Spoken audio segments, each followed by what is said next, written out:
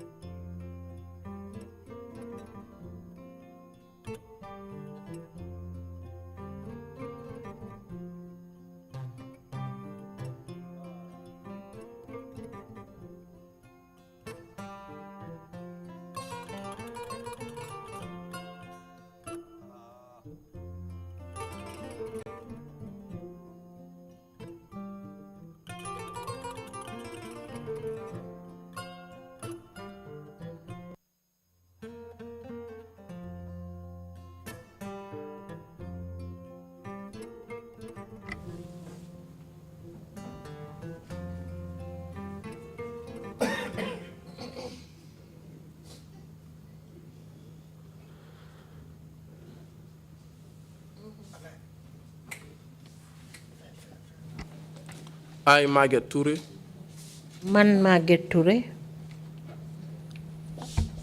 Assalamu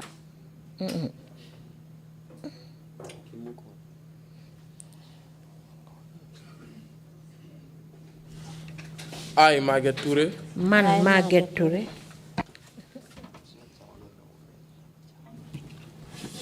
I, MAGET TOURAY, Man MAGET TOURAY. Ay MAGET TOURAY. man MAGET TOURAY, Man MAGET TOURAY. do swear that maa ngi waat ne Man MAGET TOURAY. maa ngi waat ne maa ngi waat ne I'll speak the truth, dinaa wax dëgga dinaa wax dëgg the whole truth, dëgga bi yépp dëgg bi yépp and nothing but the truth. duma fi wax leneen lu dul dëgga duma wax leneen lu dul dëgg So help me God. kon yàlla jàppale ma Okay? kon maa ngi jàppale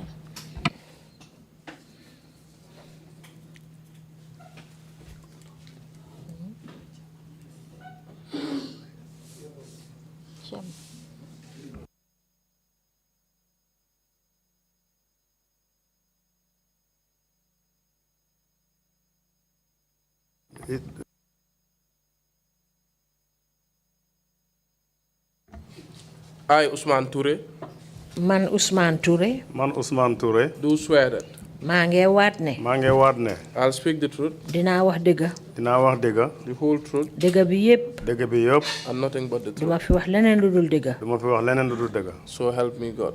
kon yàlla jàppale ma yàlla jàppale ma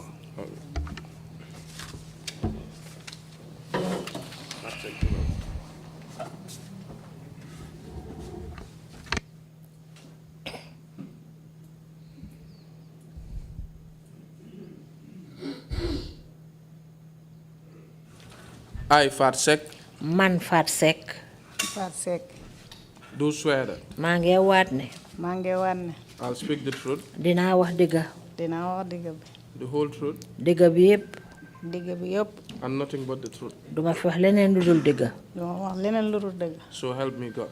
kon yàlla jàppale ma kon yàlla jàppale ma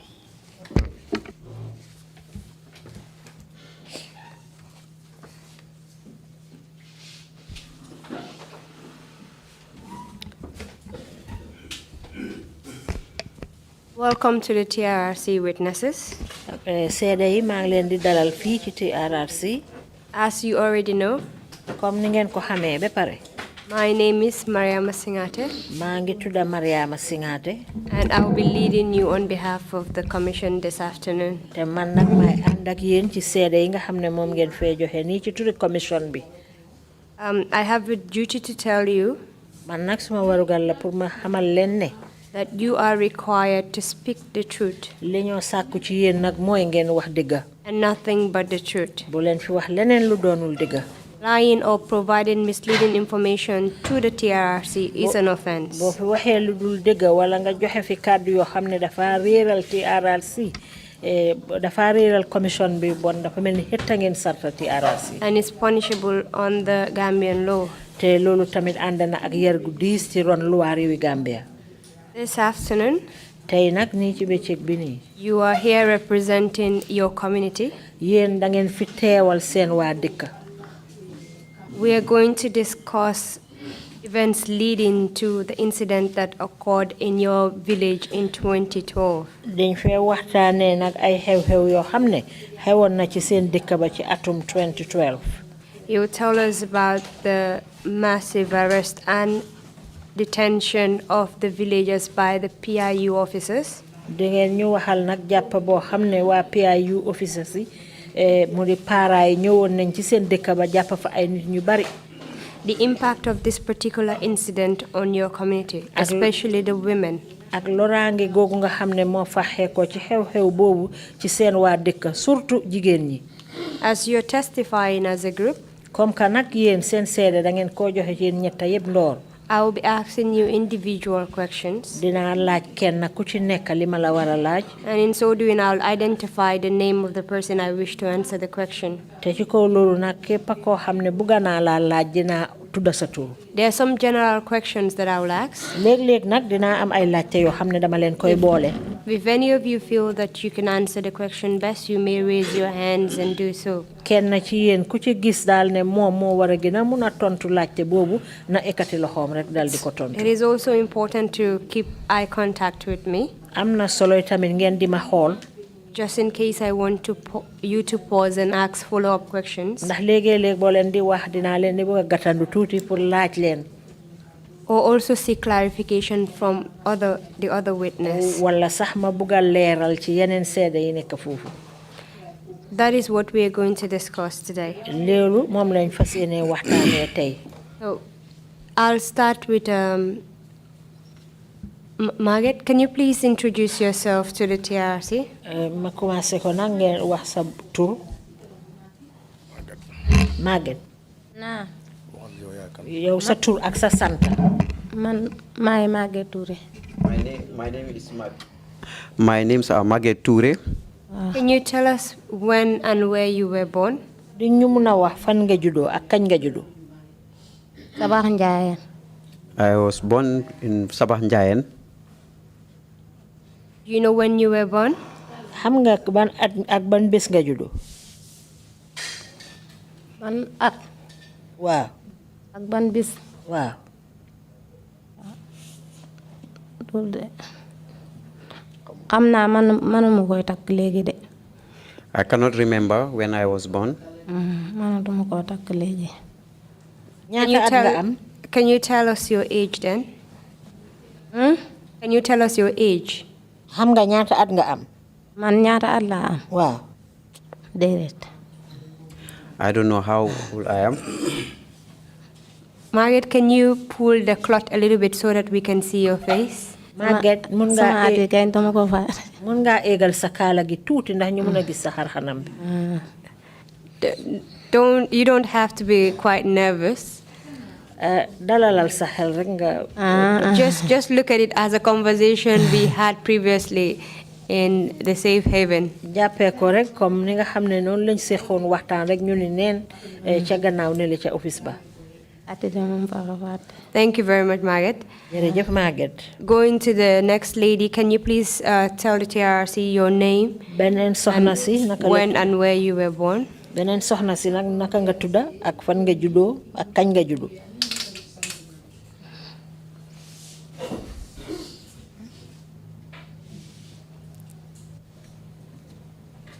Fatou Seck. Fatou Secka. My name's FATOU SECKA. Can you tell us? I was born in Sabah Njayen. Can you kindly tell us your age? Ñu mëna wax ñaata at nga am? Am na ñaar fukki at ak juróom. I am 25 years of old, 25 years of age. Thank you very much, Fatou Secka.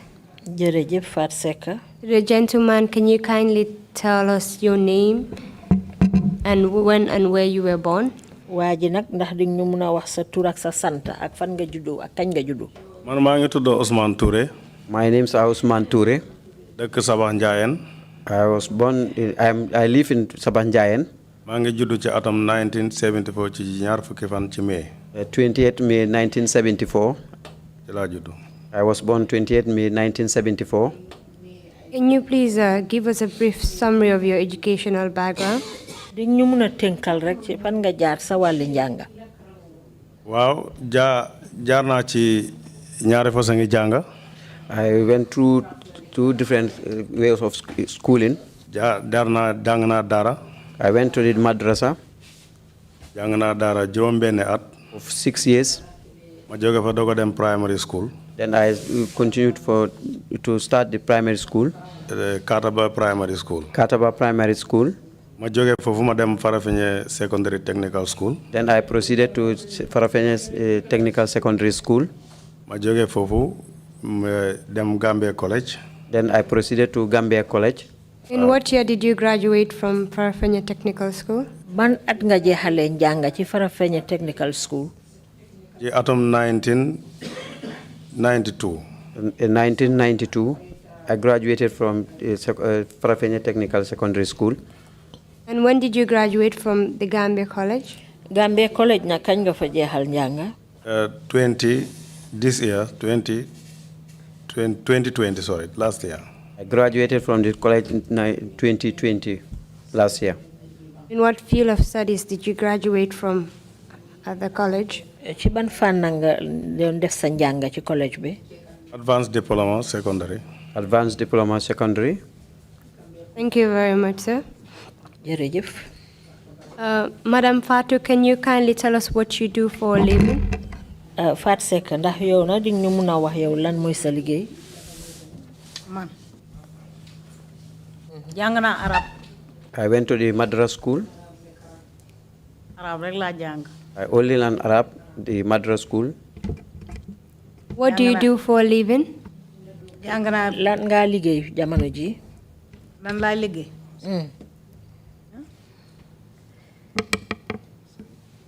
ci sëy laa ne de. I am a married woman, Thank you very much. a housewife to be precise. Madam Margaret, are you also just a housewife? Maget ndax yow tamit yënguloo ci dara yaa ngi sëy rek? Man jàng naa daara de. I went to the madrasa school. Jàng naa ñetti at. I was there for 3 years. Margaret, can you kindly lift your head so that we can see you? Léegi li ma sigil ñu mun laa gis. léegi si sëy laa ne de. I am a married woman. I'm a housewife, to be precise. Thank you very much, Margaret. Jërëjëf Maget. Mr. Touré, can you kindly tell us, give us a brief background of your career? Touré ndax di ñu mun a wax ci tënk rek fi nga jaar ci sa wàllu liggéey? waa bi ma jeexalee Farafenni dama demoon Nusrat waaye taxawuma fa yàgguma fa ma drop out. I proceeded to Nusrat immediately from Farafenni, but I didn't stay long and I dropped out. Because school fees problem. Because I have some difficulties for school fees. ci laa join hotel industry bi. Then I joined the hotel industry. mooy liggéey bi ma njëkk a def. That's the first job. maa ngi doon liggéey Combo Beach Novotel fii. I was working at Combo Beach Novotel. ma jógee foofu. From there, dem naa ci beneen project functional literacy jaaxale Pàccaar fële. I engaged into another project at Jahari Pachar. gannaaw bi ma jógee foofu.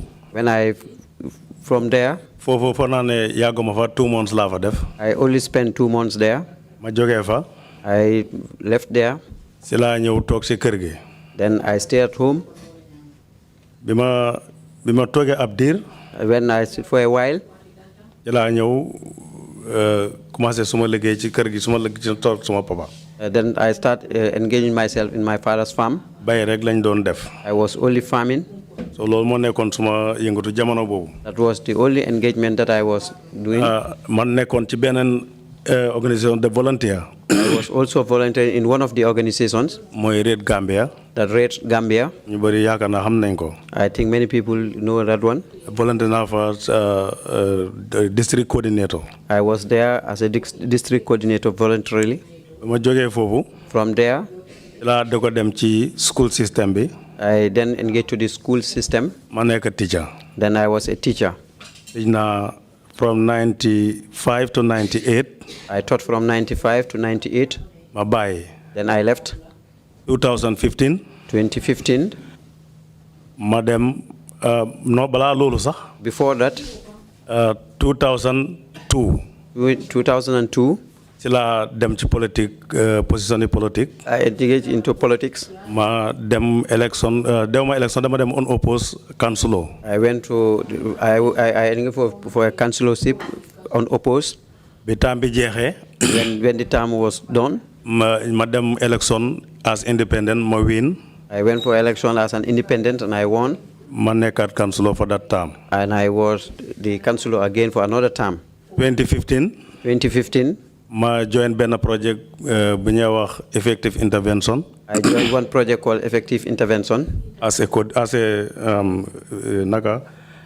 monitor, cluster monitor. As a cluster monitor. Can you tell us which ward you represented as councillor? ban ward nga nekkoon councillor? Sabah ward. Sabah ward, the Sabah ward. Sabah ward ci Sabah Sanjal la bokk. The Sabah Sanjal district. Sabah Sanjal ñaari ward la Sabah ward ak Sanjal ward. There are two wards, Sabah Sanjal ward and Sabah ward and Sanjal ward. Sabah ward and Sanjal ward. Man ma doon represent Sabah ward. I was representing the Sabah ward. Wow. So 2015. In the year 2015. la nekk cluster monitor ci effective intervention. I was a cluster monitor at the intervention, effective intervention. Be 2016. Up to 2016. ci la resign foofu. Then I resigned.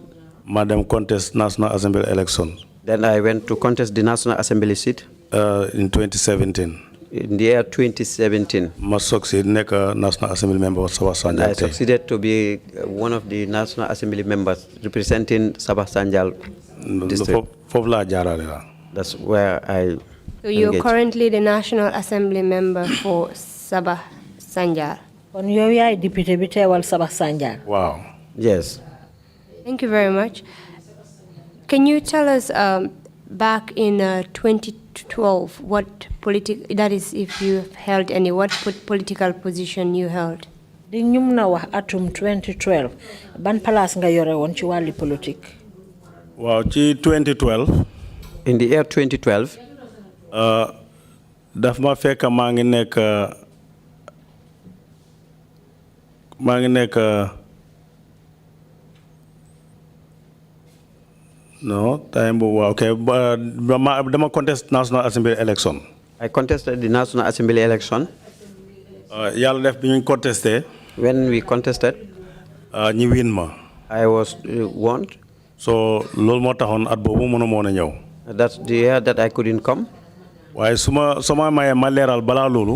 But if you give me chance, let me make some clarification before that. waaw dana am solo ci waxtaan bi. It will be very vital to the discussion. maa ngi lay déglu sa permission ci loolu. Waiting for your permission. Kindly go on. Waaw Aïcha.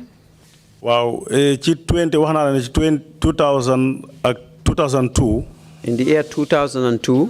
laa nekk councilor unopposed. Then I was a councilor unopposed. 2007. 2007. bi term bi jeexee. When the term was finished. ñi selectaan ma ci ward bi. Then I was selected again to represent the ward. waaye authorities yi nga xam ne ñoo nekkoon ci jamono boobu foofu. But the authorities at that area at that time. bëgguñu woon ma contest under APRC. They didn't want me to contest under the APRC ticket. man APRC laa bëggoon a contest time boobu. I opted to contest through the APRC ticket. waaye ñi nga xam ne ñoo yore woon cadre APRC boobu nanguwuñu ma contest on the APRC. The authorities of the APRC at that region, they didn't want it. Can you tell us in 2002 under which party you won the councillor election?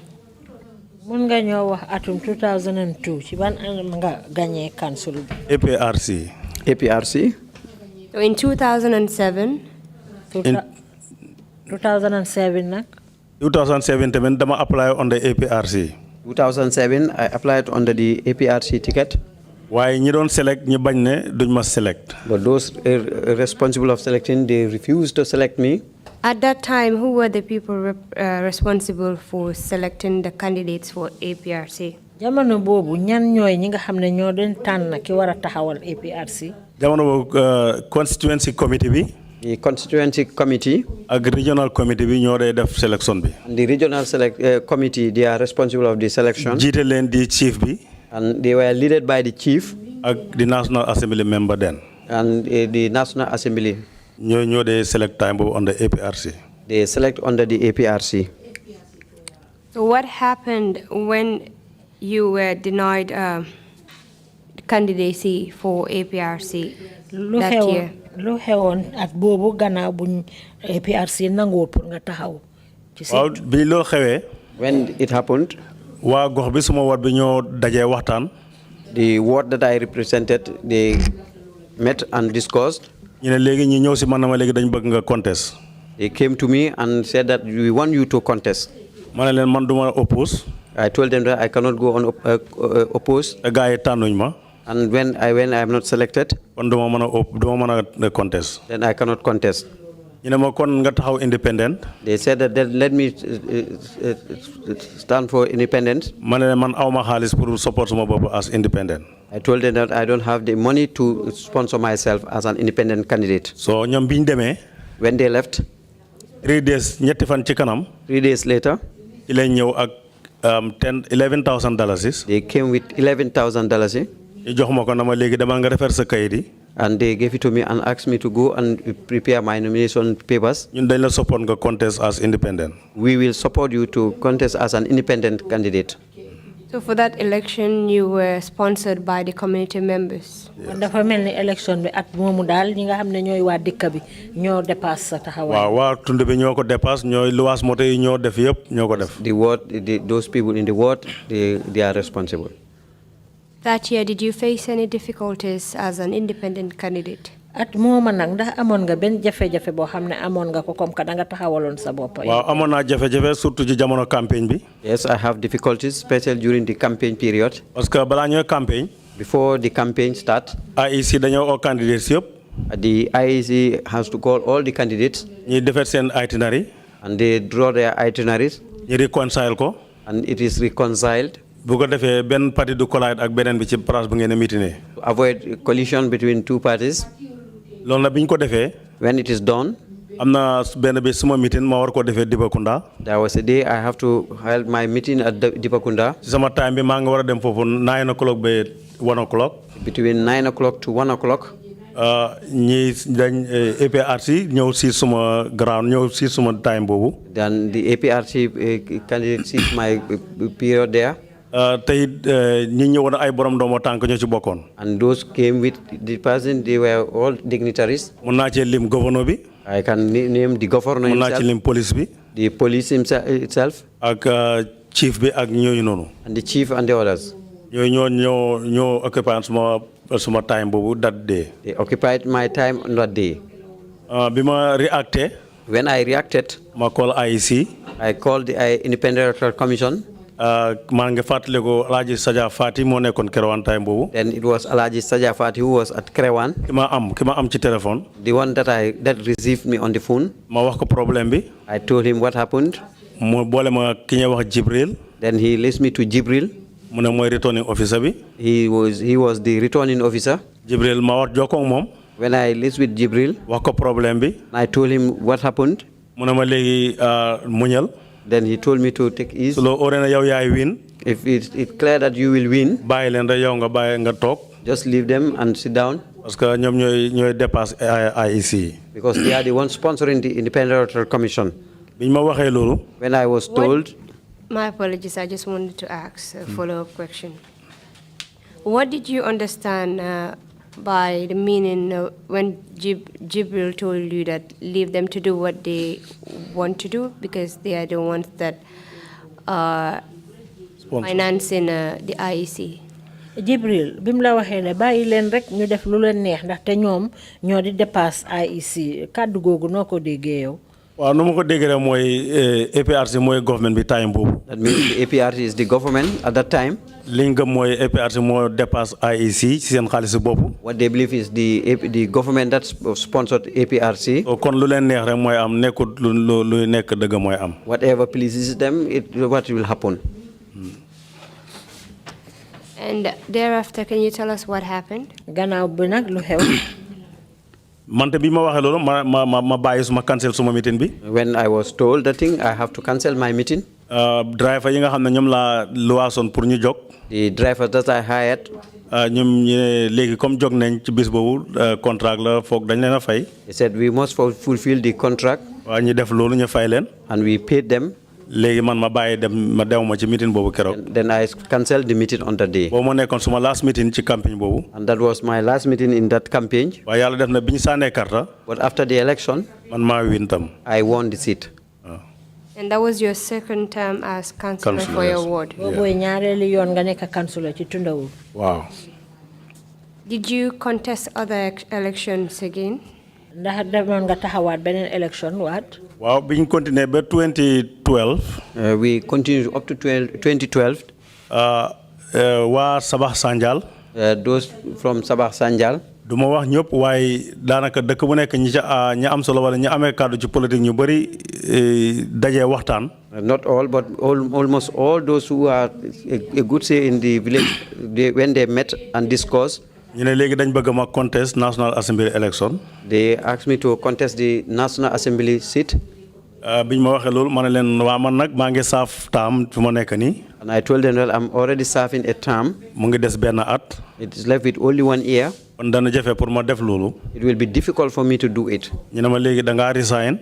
Then they asked me to resign. maa ne su ma resign léegi dem su ma amul nag naka laa demee. If I resign and I contest and I didn't win, what will happen? ñu ne ma dañ la support da nga win. We will support you. That's what they told me, that they will support me and I will win. So sila bind resignation letter. Then I wrote my resignation letter. I resigned as councillor. And I resigned as a councillor.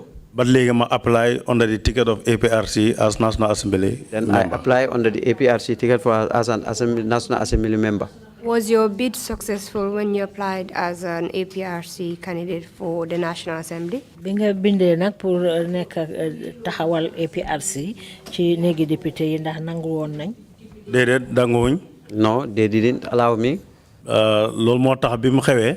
That's why when it happened. gars yi dellu na ma da nga contest da nga foog nga taxaw. They told me that you must contest. ma ne leen du ma mën a def la ma du ma mën a taxaw la ma mosoon xam naa ko. I cannot do it. What I did last time, I knew it. ñu ne ma léegi dañoo ut parti buñ taxaw. Then they told me that we'll look for a party. ma njëkk a xalaat UDP. I thought about UDP first time. waaye ñu ne ñoom dañoo boycott elections yooyu. But they said that they will boycott the elections. ma dem ci Halifa Sallah doy. I went to Halifa Sallah PDOIS. ma toog moom ci office am. I sat with him. ma ne ko dama bëgg a contest National Assembly elections yi ñëw. I told him that I want to contest the National Assembly election. te waa réew mi ñoo ma ci dugal. And it's my people who engaged me to it. moom itam mu ne ma élection yi niñ ko gisee duñ ci mën a bokk. He told me that this election, the way we see it, we cannot engage to it. ndaxte dafa am luñ laaj nguur gi ñi def ko te defuñ loolu te suñ ko defoon ñun duñ bokk ci élection yi. I think we appealed from the government and they didn't want to do it, and if they don't do it, we will not be part of the elections. so noonu loolu foofu itam noonu la demee. And that it goes that way. so bi loolu xewee. When it happened, ma ñëw wax ko gars yi. I came and told them. ñu ne ma léegi nañ jokkoo Amat Ba. Then they said, let us liaise with Amat Ba. fekk am na rakam bu nekk foofu. That is his brother who was here, who was there rather. waa Sinthiou Sanjal la. From Sinthiou Sanjal. mu ne leen taaral man jokkoo ak Amat. Then he told them that let me liaise with Amat. ci la ko call wax ko ko. When he called him. man na ko man duma boycott election. I told him that I will never boycott the elections. dama register suma parti bi pour politique. I registered my party for political reasons. bi ñuy def presidential election participer na. During the presidential election, I participated. kon National Assembly election tam bi comme benn loi bi ci la participer dana participer ba tey. And I will do the same at in the national election coming. bu ngeen ma garanti ne da ngeen ko jàppale. If you declare if you I'm sure that you will help him, danaa ko jël ci ma support ko ci sama parti bi. then I will put him into my party and support him. so gars yi na ko danañ ko jàppale. So that they told him that we will support him. mu ne ma kon ñëwal suma kër. Then he asked me to go to his house. ma ànd ak ñetti nit ñu dem këram. I went with 3 other people. keroog foofu lañ fanaan. Then we spent the night there. ci lañ waxtaan. We discussed. ñu déggoo ci kàddu. And we agreed on some mu ne points. dana ma support. And he told me, guaranteed his support. loolu moo taxoon ma contest under the ticket of NRP. Then I contested under the NRP ticket. Do you know the reason why the UDP and the PPP decided to boycott the election that year? xam nga li taxoon ba PPP UDP ak APRC PDOIS. ak doy UDP ak doy xamoon nga li taxoon ba ñoom ñu geddoon ne daal duñ bokk ci élection yi at moomu. waaw li ma wax mooy dañ soxla ay wecc-wecc lu waaye doxal élection yi ci réew mi. They said that they need some changes. te loolu lañ bindoon as position paper ci government bi. And that's what they engaged the government to. léegi nag dañ leen wax ne su loolu suñ ceefut changes yooyu ñoom duñ mën a bokk ci élection There yi. is no amendment or changes on that. They will not be part of the elections. parce que loi yooyu dafa tax political party yi wala opposition duñ mën a am bunta ci élection yi. It hinders the opposition parties to get any points on them. léegi dañ bëggoon loi yoo xam ne dana féeboo ñëpp ci ñu mën a participer. They needed some laws that can favor all of them. ñu ne su nguur gi deful loolu nag ñoom duñ mën a bokk. If the government is not ready to do it, they will not be part of the elections. loolu daal moom waxoon nañ ma ko. That's what I was told. So you contested the election under the banner of the NRP? léegi nag nga bokk ci élection bi nag ci turi NRP. waaw. Can you tell us the outcome of that election? lana faxee ko woon nag ci élection boobu. waaw élection bu métti woon moom itam. It was a very tough election. because ci campagne bi moom itam. During the campaign also, am na threats yu bëri yu ma doon jot. I received many threats. because dama daan toog. Sometimes I used to sit. am friends yu may call. Some friends used to call me. dama wax ne ma bul génn time bi. Then tell me, don't go out at this bul génn time. sa kër time bi itam. Don't go out of your house this time. te it buñ daan campagne. And during the campaign also, am na place yoo xam ne. there are certain places. dafa nekk suma time. It will be on my time. waaye danaa fa de gis seen gars yi pour ñu ma disturb. They will just come and disturb during that period. maa ngi seetlu benn bés suñ convoy mu ngi campagne. I can recall one day when our convoy was campaigning. dañ delegate police ak CID yi. They delegated these police and the CIDs. ñu ñëw topp suñ convoy bi. And they followed our convoy. am na benn boy bu nekkoon green ci APRC time boobu. There was one boy with the green APRC. dafa joinoon suma convoy bi. He was in my convoy. dañ ñëw forcé ko wàcce ko moto yi nangu ñu ne mu jox leen uniforme bu ñu ko joxoon.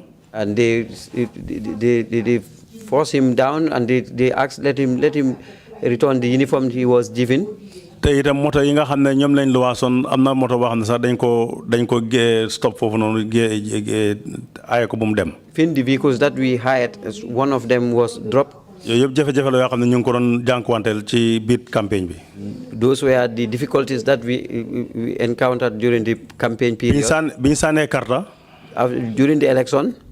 ñi results bi ñu ko déclaré. After the declaration of the results. ñu win ma. They defeated me.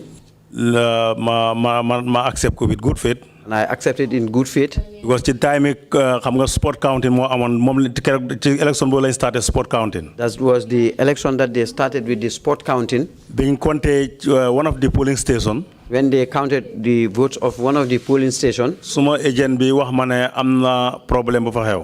My agent told me that there is a problem there. man not ko call IEC tam inform leen. I noted down and I called the Independent Electoral Commission. biñ demee ci coalition center bi Kerewan. When they went to the coalition center at Kerewan. bi ñu collide results foofu. When they collided the results. problème bi génn foofu. The problem showcased. dafa am votes yoo xam ne ni kenn xamul naka la duggee ci kees gi. There are certain votes, they don't know how it entered to the box. So recording ko te mu ngi te feeñ na physically.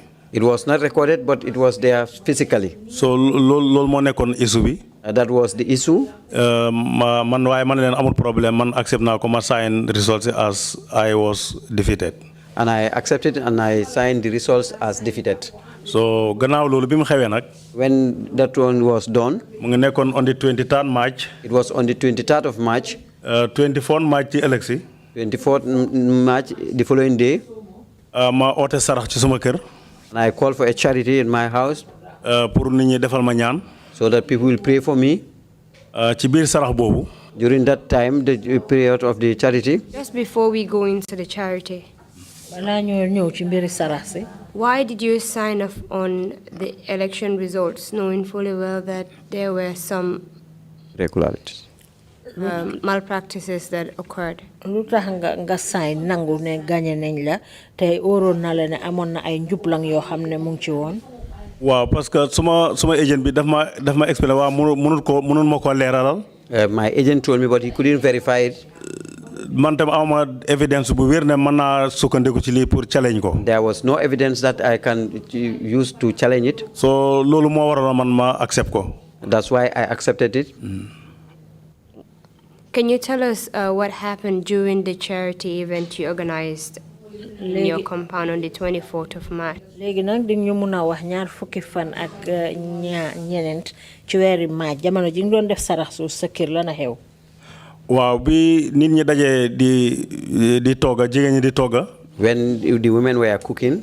daanaka bi ñuy waaj a pare togga bi. Before they were done with the cooking. am na góor ñu fa nekkoon ñu bëri. There are many men who were there. ñoom ñu ngi doon jàng alxuraan. They were reciting the Holy Quran. Ci noonu rek. At that moment. La benn police officer. One police officer. Sorry, I just wanted to engage the other witnesses since you've been speaking for a while now. Madam Fatou, can you kindly tell us where you were on the day that Mr. Touré organized the charity at his home? Fatou Secka ndax di ñu mun a wax lan moo xewoon bés boobu bu dee yaa nga fa woon bés bi nga xam ne ci la Touré oote woon sarax boobu këram. maa ngi fa woon kay. I was there. And what were you doing there? loo fa doon def. dañ doon togg. We were cooking. Thank you very much. Madam Margaret, can you kindly tell us what you were doing that day that Mr. Touré organized a charity event in his house? Margaret, yow tamit ndax di ñu mun a wax lan nga doon def foofu bés bi Ousmane Touré oote woon sarax boobu këram. waaw si kër ga leen ne woon doon togg sarax. We were in the compound cooking. You were also cooking in the compound? yow tamit yaa ngi doon bokkoon ci toggakat yi. waaw. Yes. Mr. Touré, can you kindly tell us what happened while the women were cooking at your house and you were there as well? Mr. Touré léegi na wax ñu jamono jigéen ñi nekkee sa kër di toggate yaa nga fa woon lan a xew. waaw bi ñu toggee bay waaj a pare. When they were almost done cooking. benn police officer moo fa ñëw ak benn rider. One police officer came there on a rider on a motorbike. mu laajte Ousmane Touré. He asked for Ousmane Touré. ñu wan ma ko mu ñëw si ma néeg. Then they showed him my house where I was. mu ne dama la soxla. He told me that I need you. ma ñëw si moom. When I came to him. mu ne man Inspector Barrow moo ma yónni. He said that I am sent by Inspector Barrow. mu ne nga jox ma caabi tractor bi. He said that you have to hand over the tractor key to me. dama ko jox chief. Then he has to give it to chief. ma ne ko man xawma la di. I told him that I didn't know you. ak xawma sax kan mooy Inspector Barrow. And I didn't even know who Inspector Barrow is. kon naka laa ne joxe caabi bi. How can I hand over the key then? man amewuma sax caabi bi. And the key is not even with me. so si la call Inspector Barrow. Then he called Inspector Barrow. mu ne na ma jox téléphone ma wax ak kooku. Then he handed over the phone to me. Then I spoke with him. daf ma ko jox ma bañ. I refused. mu ne ko du ma wax ak moom. I told him I will not speak with him. mu dem ba génn kër gi. When he left. mu ñëwaat. He came back. del na ma jëlal téléphone bi nga wax ak moom mu ne nga wax ak moom dafa bëgg a wax ak yow. He told me to pick the phone. He said that he want to talk to you. si laa jël téléphone bi la wax ak moom. Then I took the phone and spoke with him. ma ne ko man xamuma la. I told him I didn't know you. kon naka laa la joxe caabi tractor. How can I hand over the key to you? Which tractor was he referring to? ban tractor lañ doon wax noonu. ok loolu danañu delloo gannaaw tuuti. We'll go back a little bit. jamono bi ma nekkee councilor ci sama second term. When I was a councillor during the second term, dafa am benn project bu ñëw ci council bi. there was a project handed over to the council, ñu ko wax CDDP. which is called the CDDP. ci biir project boobu. In that project, sama ward bi ñuy benefit. my ward was benefiting. am na ñetti dëkk yoo xam ne am nañ ci project bi. There are 3 villages who were served with the project. ward bi tam am na ci bokk na ci project bi. And the ward is also with the project. léegi xaalisi ward bi ci boppam. So the money that we have from the project, boobu lañ daje boobu la gars yi waxtaane nañ ci seet yan project lañ cee liggéey. then they engage and they spoke about what they should engage to during that with that money. ñu waxtaan d'accord ne dañ cee utal benn dëkk ndox. They said that they have to provide a borehole for one of the villages. teen lan parce que dëkk boobu amuñ teen time boobu amuñ benn ndox bu ñuy naan. An ordinary well because there was no water. dëkk bi ñu ngi ko wax Bantasu. It is called Bantasu. si lañ jël xaalis boobu dépasse ci teen boobu. They pick from the money and sponsor a well. mooy hand pump. Which is a hand pump. biñ jógee foofu. From there. di des ci xaalis bi. What was left? ward committee bi ne léegi dañ koy jëndee tractor. The ward committee decided that they should buy a tractor for it. léegi biñ ma ko waxee. And I was told. ma la identify ut leen ay nit ñu dem uti invoice. I told them that identify some people to go and pick for an invoice. because CDDP boo amee ci project boobu. Because the CDDP with the project. boo soxlaa boo amee project boo bëgg da ngaa ut pro forma invoice. If you need something from that project, you need to.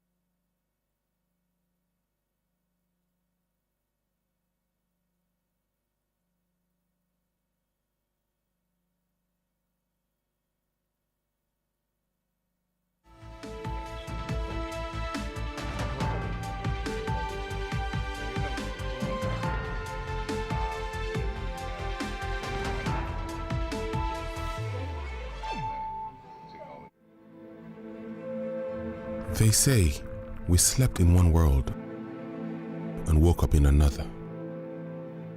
This global tragedy got humans together despite our social distancing. Our nature is taking a break.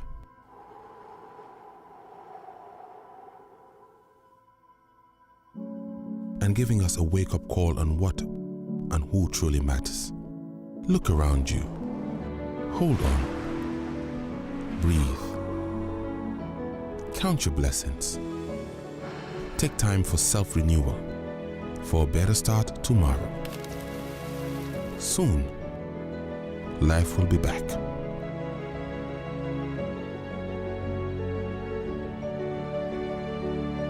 Meanwhile, let's stand apart together with one heart.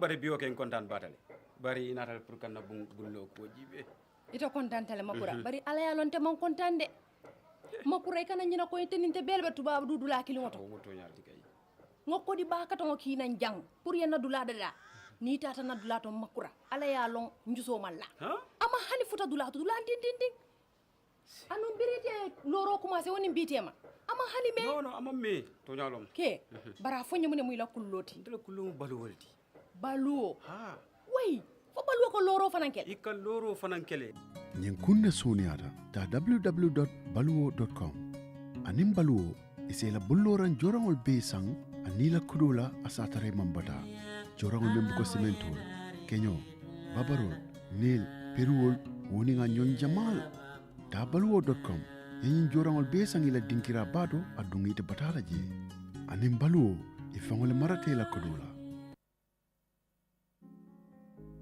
The pride we take in our brand, the work we put